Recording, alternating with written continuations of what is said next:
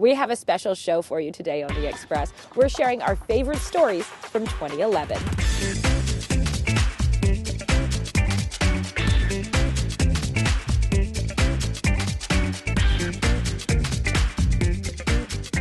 On today's show, just don't listen to what anybody says. If that's your dream. Off-ice advice from Roberto Luongo and Trevor Linden. I've realized more since I've retired when I've seen people who are successful. They want to know what it's called. They want to know where we got it. The panterragaffe. You kind of got to see it to believe it. An Abbotsford Inc. original, Brian's Tattoo Studio.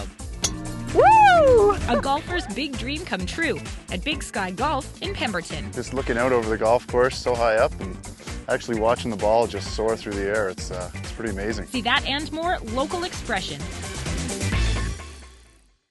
Welcome to The Express, only on Shaw TV. I'm Johanna Ward at Burnaby Mountain. Today's show is our favorites from 2011. And I gotta tell you, it was pretty hard to choose. I had so many amazing experiences, from stunt riding on a motorcycle to flying a helicopter. And I met some fantastic people, especially my co-hosts at the Timmy's Telethon, Natasha, Marco, and Nathan. But if I have to choose just one story, I'm going to go with the feature that made this hockey hater a Canucks fan. In the city of Vancouver, it's not hard to find Canucks fans. They are everywhere. Lucky for me, one of the team's biggest fans can be found at the Shaw Tower. Okay, stand by in 3, 2. Ken Kaneko, a behind-the-scenes guy on Urban Rush. Am I a little shiny? I'm just gonna Okay, sorry, the air conditioning's a little cold. I just need to, Okay, that's better. Sorry, the lights are really, really warm. I'm just gonna, okay, what was the question? Not the easiest interview. Well, for me, it's all about, oh, sorry, 1 second. I just gotta answer this one. Hello. However, once we got settled in... This looks very like sports desk, like news sports desky, hey, the two-seat here. Yeah, for sure, yeah. Yeah, so that would make you... I'd be Don Cherry if I had a high collar. Okay, and I'm Ron McLean. I really felt the sports vibes rubbing off. I got his name right. After how many takes? I know.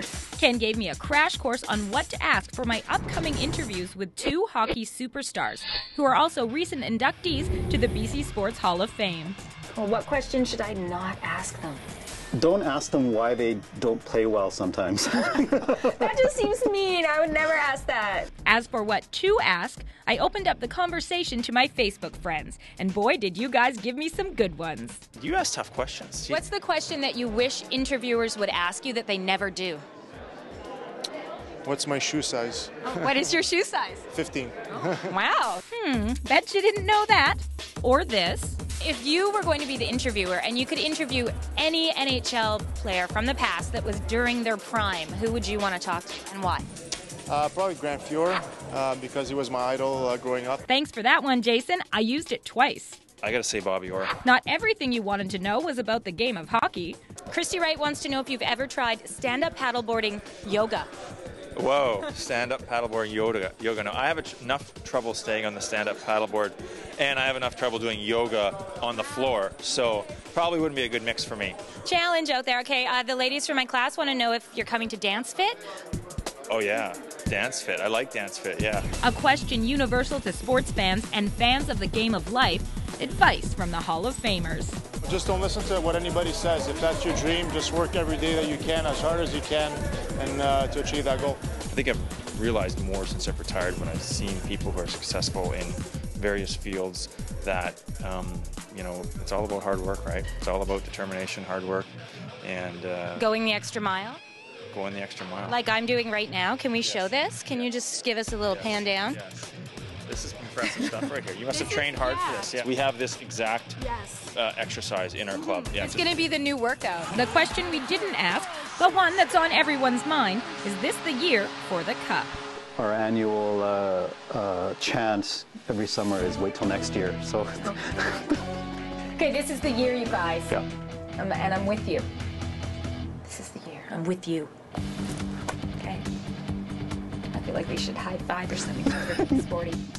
Meeting Trevor Linden, meeting Roberto Luongo, featuring our favorite Shaw guy, Ken Kaneko. All of those things were cool. But one of the best things about that story was asking your questions. And you can watch for more social media interaction coming up this year on The Express.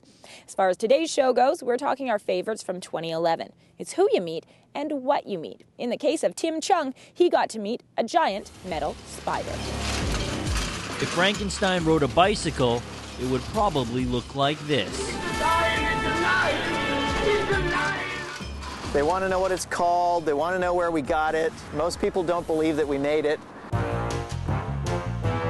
It's called panterragaffe, a two-person metal walking machine powered by pedals.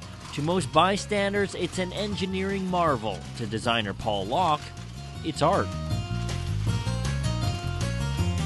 The original leg mechanism comes from an artist in Holland. His name is Theo Janssen. He's famous for making the sculptures called Strand Beast. They're made of plastic tubing and they're driven by wind power, and he puts them on the beaches in Holland. As soon as I saw his work, I immediately thought that there was a possibility to make a bicycle. A couple of years later, a small prototype and 3 remakes, we managed to reverse engineer it and get it to work. And there was a lot of legwork. Oh, there's more man hours to this than you can possibly imagine. It took some blood, sweat, not many tears, but yeah, we had a great time putting the whole thing together. Got it. And when they hopped on for the inaugural ride, it was rather anticlimactic because it didn't take too long for something to break. So, but now that we've got all the bugs worked out, we took it out to Car Free Sunday last weekend, and it feels wonderful to ride up and down the street and watch the children's faces and adults acting like children when they see it. people like Zakia Middlechild, who couldn't resist stopping for a closer look.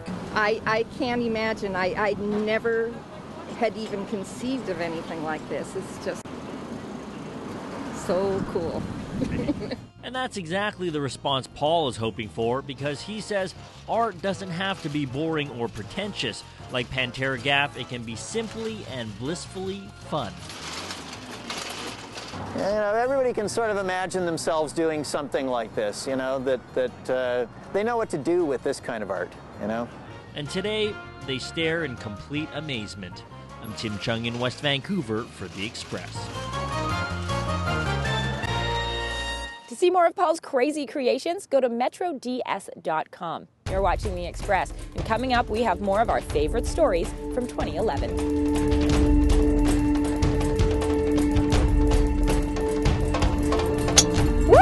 Nicole's adventure at Big Sky Golf. This one here is a little bit harder. Peter's behind-the-scenes look at Brian's tattoo. Get to meet lots of interesting people and do artwork every day. You're watching local TV on The Express.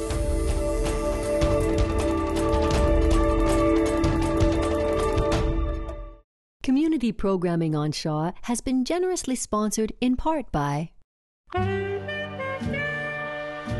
The Express is brought to you in part by Plum, fashion supplier to host Johanna Ward.